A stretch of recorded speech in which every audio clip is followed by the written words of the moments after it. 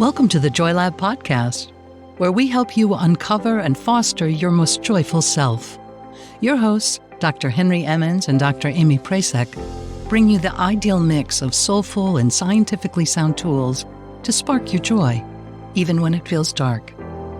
When you're ready to experiment with more joy, combine this podcast with the full Joy Lab program over at joylab.coach.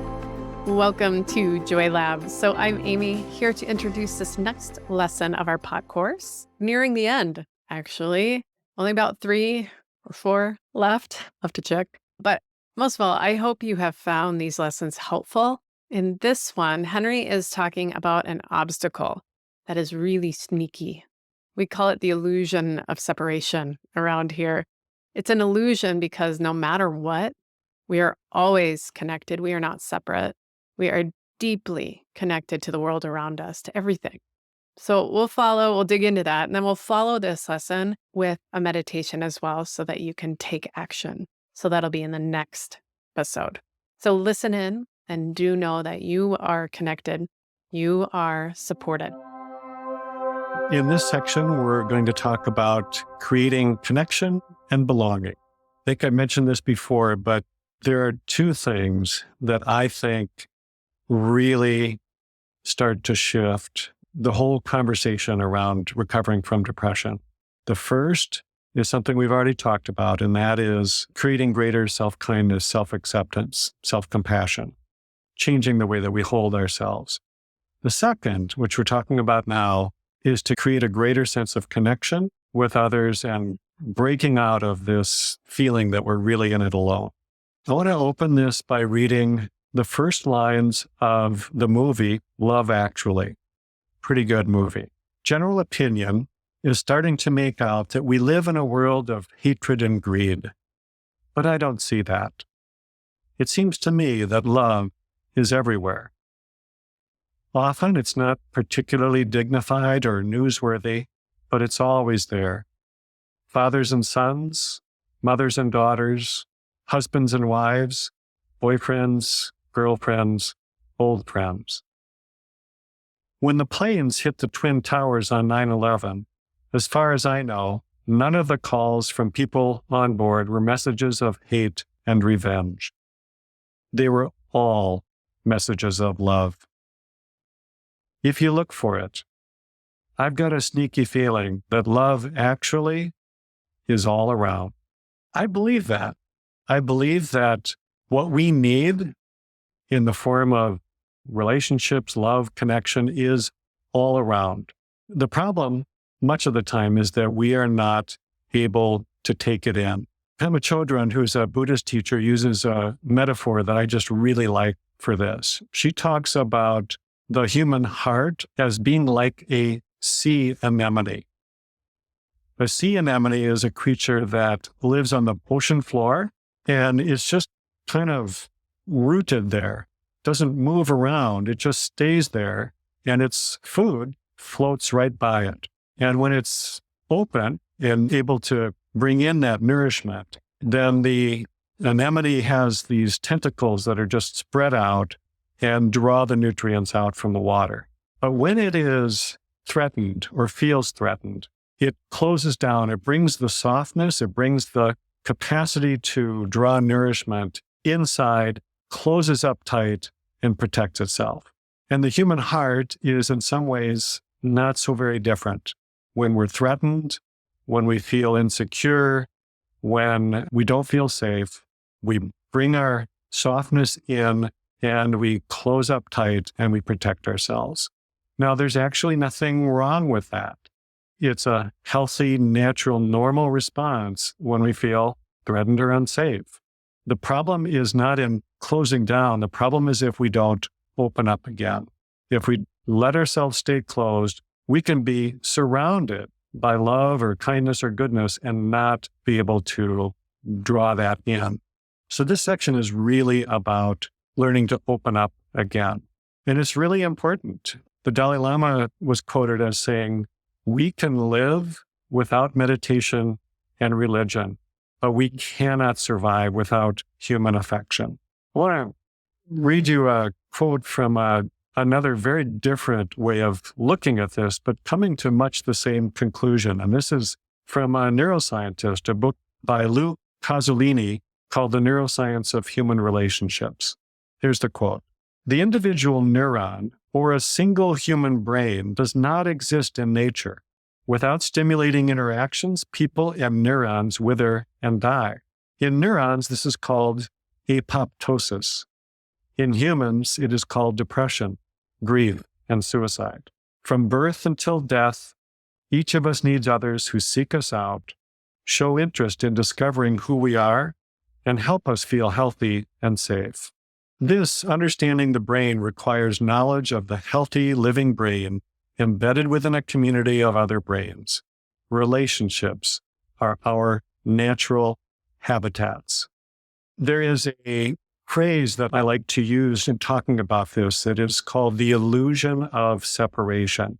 It's a phrase that really comes out of the Buddhist literature, but it could be equally true from virtually any of the major religions, the spiritual traditions, because they know that, in fact, we are not isolated, independent, separate beings.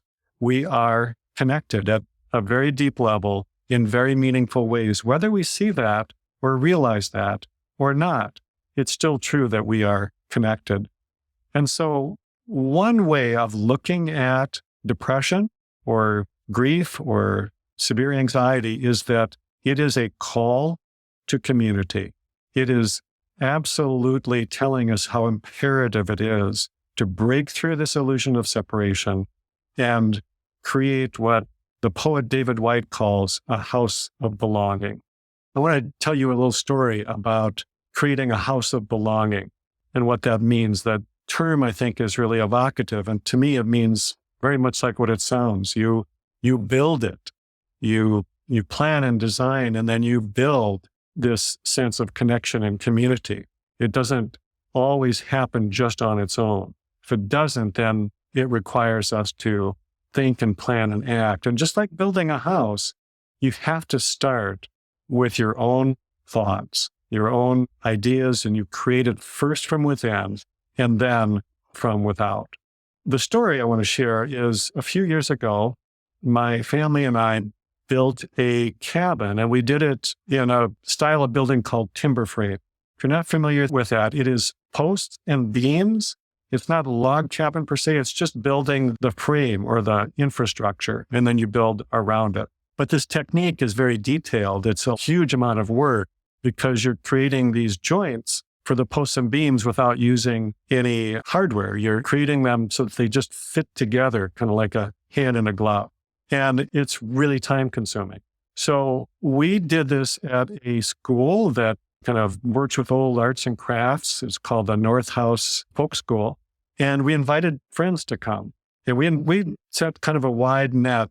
We didn't really think we had this many friends. But because people heard about it and started talking about it, and they thought, this sounds like such a cool way to build community, we ended up having 50 people and help us do this work over a period of 2 weeks.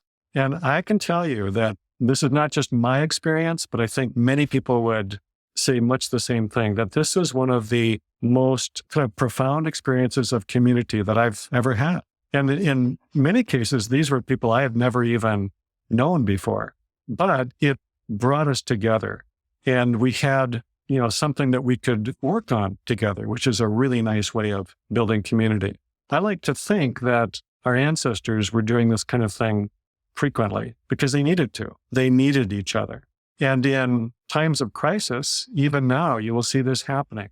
Natural disasters, even, terrorist attacks, these horrible things that none of us want, do have a way of bringing people together because we need each other. So how can we start to build this? How can we create this house of belonging in the sense of greater belonging and engagement? Again, we can start by working on our own thoughts and our beliefs and then taking that into action. So I would invite you to practice the heart opening meditation, to practice it often, because being able to open your heart is really the vehicle for this being able to happen at a deeper level. Another way to think about this is that If you work on creating a greater sense of generosity toward others, you will find that that draws others to you, that creates a sense of community. There's a really lovely practice in Buddhism called sympathetic joy, which is where you rehearse or practice internally to be joyful or happy for other people's success and happiness. I've heard it said more poetically than this, but if you are able to be happy when others are happy, because there's so many people in the world, you've just increased your own chances for happiness by about 7 billion times. I can tell you this really works. If you can cultivate the ability to be happy and grateful and generous for other people's success, instead of feeling like there's not enough to go around, we're competing for this, and I've got to try and get mine, you will change your ability to connect and you will grow your community really quickly and really richly. So I would also invite you to do the sympathetic joy meditation, the ability to be generous and happy for other people's success and well-being. Thank you for listening to the Joy Lab podcast. If you enjoyed today's show, visit joylab.coach to learn more about the full Joy Lab program. Be sure to rate and review us wherever you listen to your favorite podcasts. Please remember that this content is for informational and educational purposes only. It is not intended to provide medical advice and is not a replacement for advice and treatment from a medical professional. Please consult your doctor or other qualified health professional before beginning any diet change, supplement, or lifestyle program. Please see our terms for more information.